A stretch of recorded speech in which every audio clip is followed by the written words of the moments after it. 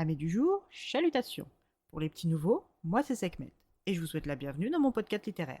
Dans mon émission, je vais tenter 3 fois par semaine de vous donner envie de découvrir des livres de tout poil, récents et moins récents. Alors, si ça vous tente, c'est par ici la suite. Aujourd'hui, je vais vous présenter Memoria de Alan Spade, publié chez les éditions Emmanuel Guillot. Dans ce roman de science-fiction, nous allons partir pour une planète Providence appelée Cantor au XXXIe siècle.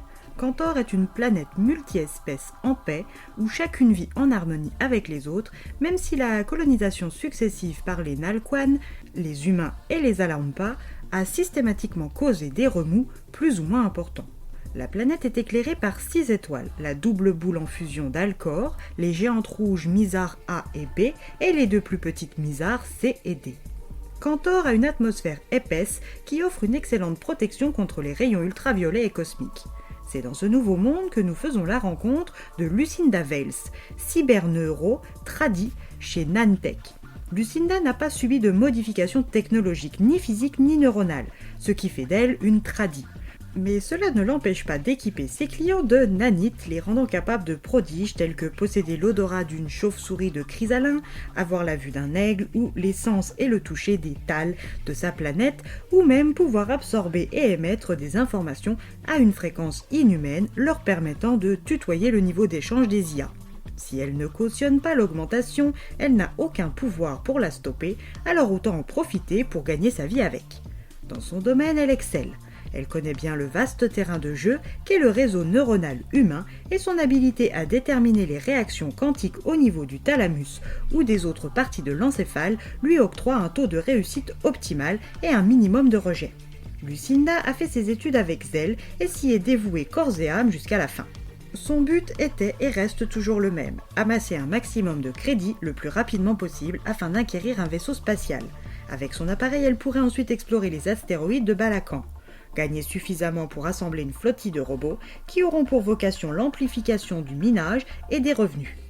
Gains qui seraient ensuite reversés au fonds pour l'autonomie et qui garantiraient que Cantor reste la planète Providence qu'elle connaît tout en conservant son indépendance. Ce rêve, elle était bien partie pour le concrétiser avant qu'elle ne se fasse voler sa calotte neuronale multifonction héritée de son oncle et 8 ans de sa mémoire dont ses souvenirs autour du vol. Après avoir essayé les méthodes traditionnelles à base d'hypnose, Lucinda en a eu assez et a dépensé quasi la totalité de ses économies pour se faire implanter des nanites mémorielles. Celles qu'elle a choisies ne restent pas indéfiniment dans sa tête et vont, elle l'espère, l'aider à se rappeler. Elle commence à avoir des flashs avec une fillette aux yeux noisettes et aux cheveux doux. Elle ignore qui elle est et son prénom, mais elle pense que c'est sa fille car ses émotions la concernant sont beaucoup trop fortes pour que ce ne soit qu'une enfant lambda. Avant de partir travailler, Lucinda a pris un rendez-vous au centre de santé de Charnastra. Elle vient vérifier si elle a bien donné naissance physiquement à une petite fille. Ses doutes sont vite confirmés. Elle a donné naissance à une petite fille il y a 8 ans, mais aucune trace de son accouchement ne figure dans les archives de données consultées par le droïde du centre. Elle ignore encore beaucoup, mais elle avance, elle le sent. Et elle n'est apparemment pas la seule à le penser, car avant même de pouvoir rejoindre son bureau et sa collègue et rare amie Annette Delsing, qu'elle se fait agresser par un homme masqué aux yeux bleus. Une fois remise de cette attaque, elle rejoint son poste au secteur 481C. Annette et sa curiosité devront attendre la pause déjeuner pour ragoter. Elle lui raconte sa mésaventure et réfléchit toujours trop loin, d'après Annette. Pour lui détendre les nerfs, elle l'invite à une séance d'holoprojection, le splash à rebond, qui comme son nom le laisse supposer, vous secoue énergiquement de tous côtés. Après leur virée virtuelle, Annette lui propose d'aller s'encanailler sur la planète Idalnas, aussi connue sous le nom de la Cité de la Perdition, afin d'aller dans un bar nommé la 7e Lumière pour y retrouver un certain Vilnia Richer, un ingénieur en ressources holo chez Gentami, qu'elle aimerait bien être dans son lit, mais qui aimerait inclure de son côté une 3e personne. Lucinda, qui est un peu timorée sur ce plan-là, accepte du bout des dents.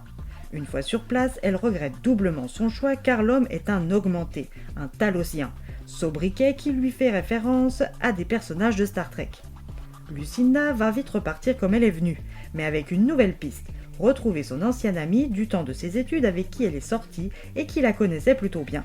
Comme Annette le lui a justement suggéré, nos échanges avec les autres nous définissent plutôt bien, même si ce n'est que partiellement. Heureusement pour elle, Kaoru Maishi accepte malgré les ressentiments qu'il entretient encore pour elle.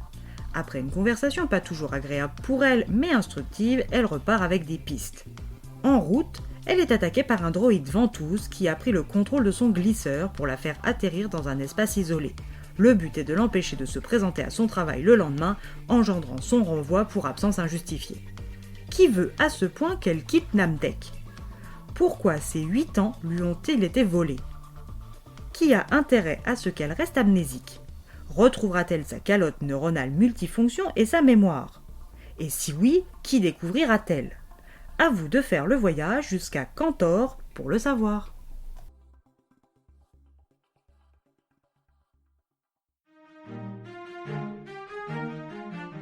Un roman qui ne manque pas d'informations et de références, et qui, dans mon imaginaire personnel, a un univers visuel entre le 5e élément et les Gardiens de la Galaxie.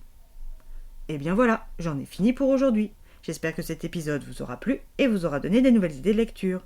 Si vous souhaitez découvrir d'autres petits bonbons littéraires tout droit sortis de ma bibliothèque, je vous retrouve le jeudi 24 avril prochain pour un nouvel épisode. Et si d'ici là je vous manque de trop, vous connaissez le chemin sur Instagram, @leslectures de Sekhmet. Sur ce, chalut les amis, et à la prochaine.